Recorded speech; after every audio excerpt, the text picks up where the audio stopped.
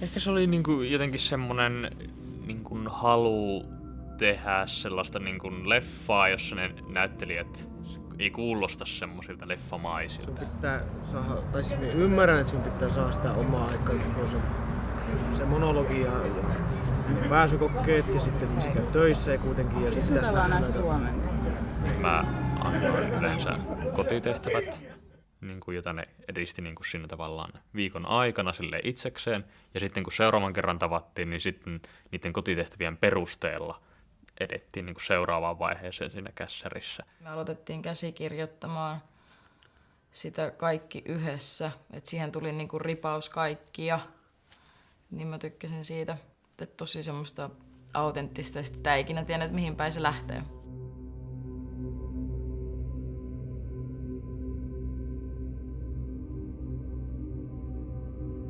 Se oli mun mielestä tosi hyvä idea ottaa nämä meditaatiot siihen alkuun. Että se niinku antoi semmoisen, että nyt suljetaan kaikki muu maailma ulkopuolelle ja nyt keskitytään vaan tähän.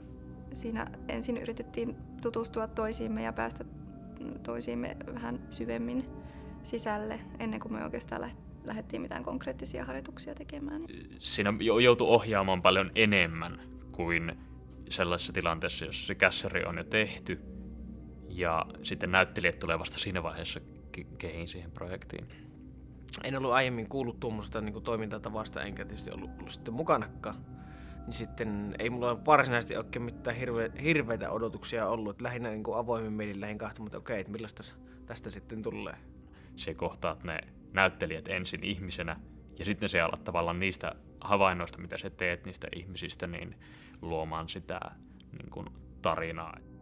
Näiden kirjoitusten perusteella sitten Sami jakoi roolihenkilöt, että kuka on minkäkinlaisessa roolissa sitten suhteessa tähän päähenkilöön esimerkiksi. Ottaisit ihan semmoisen asennon, missä sulla on tosi hyvä olla.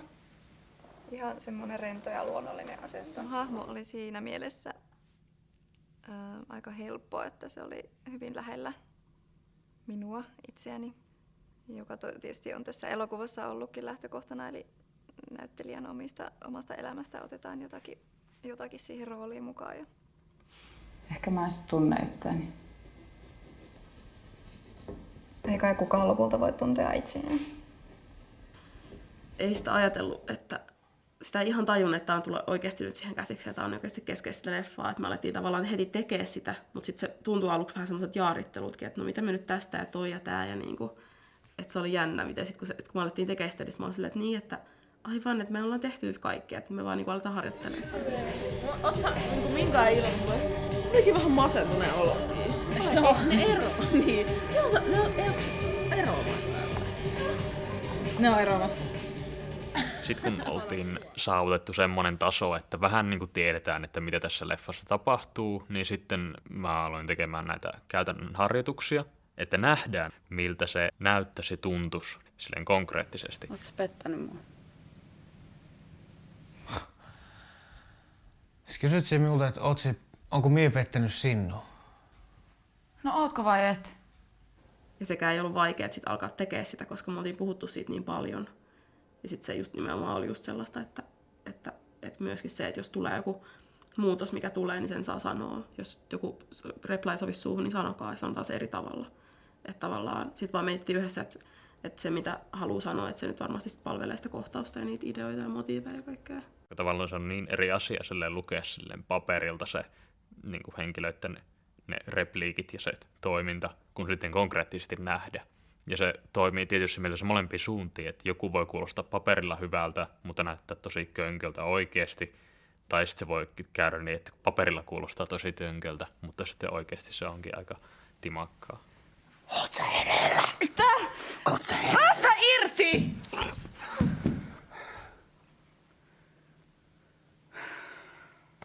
Oot sä pilvessä?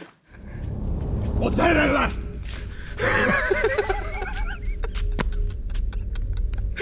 Mikä toi on? Naamio.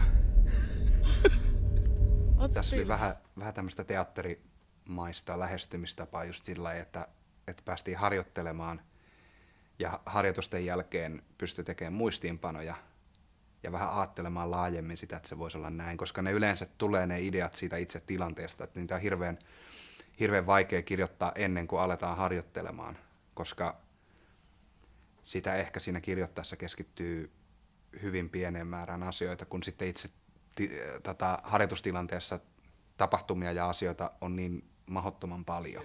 Vaan unohdat tavallaan kokonaan sen, että niin kun, miltä se näyttää tai miten se, että otat vaan sen ajatuksen. Se pelkkä se niin kuin ajatus riittää. Sami antoi jonkun tyylin tai niin kuin jotain ideoita, miten se voisi tehdä, mutta sitten niin kuin sai kuitenkin itse sit tehdä sen, niin kuin sen itse periaatteessa parhaaksi näki tai soveltaa siihen niin kuin omaa juttuunsa. On se joku, jolle sä puhut sen ja sä toivot, että se tuottaisi sen tunnereaktion siinä sen aikana.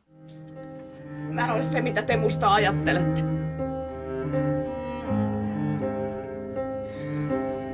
Mä en ole sen, mitä mä musta ajattelen. Mä en ole ajatus.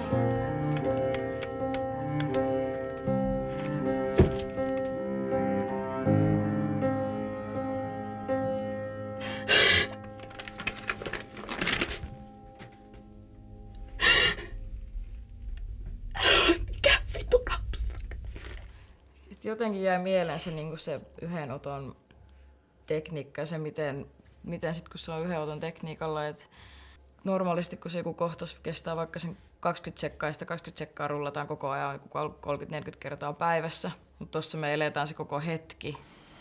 Niin. Se on teakkiin varten. Pääsykokeet ensi viikolla. Oletko kauan harjoitellut tätä? Ja sitten oli just hyvä, kun otettiin niin kuin yhdellä otolla suurin osa noista kuvista, niin sitten just pystyi silleen, että vaikka sen ekan kohtauksen oli tehnyt ihan eri tavalla, niin sitten pystyi seuraavaan ottoon vaihtaa sen, koska se on yhden kuvan otto. Vaikka se olisi mun omasta elämästä.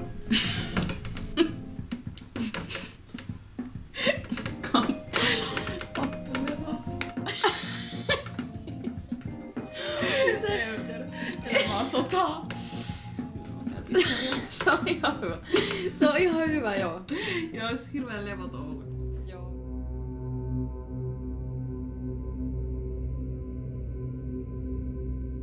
Mä kyllä opin tosi paljon tosta. Ja just nimenomaan, että kun ei ole hirveästi tehnyt vielä leffoja, toivottavasti pääsee tekemään, niin sitten osaa varmasti niin kuin enemmän kuin moni. Tai silleen, koska ollaan käyty toi niin perinpohjaisesti.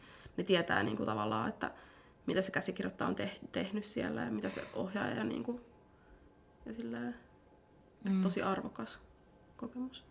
Oppi tosi paljon lisää tämmöistä teoreettista puolta, mikä oli mun mielestä tosi hyvä. Ja sitten se, että ollaan niinku sen oman henkilön kanssa, että sitä ei ole olemassa ja sitten luodaan ne. Siinä vaiheessa on käytännössä vapaus tehdä ihan mitä vaan. Se voi olla ihan mitä vaan. Olen oppinut ainakin luottaa varmaan ehkä enemmän itteeni, mutta se nyt on ollut ehkä tässä näin vuoden aikaan tässä muutenkin, mitä on tässä ollut. Mutta kameranäyttelemisestä yleensäkin on oppinut aika paljon, että mulla ei ihan kauheasti aikaisemmin ollut kokemusta kameranäyttelemisestä. Niin. No musta se opetus on vaan se, että pitäisi olla enemmän koko ajan läsnä ja pitäisi niin asettaa itselleen ne arvot, että mikä on tärkeää ja tietysti mielessä keskittyä siihen ja saavuttaa sitä kautta se flow, että niin kaikki niin elokuvatuotannossa ne ongelmat yleensä johtuu siitä, että sä et ole siinä flowssa, sä et ole läsnä siinä hetkessä niin täysillä ja se on niin se mikä tuli tässä vielä yhä vaan uudestaan ja uudestaan silleen itselle näkyville. Ja niin, se on oikeastaan ehkä semmoinen periaate, jonka voisi yleistää elämään noin muuten.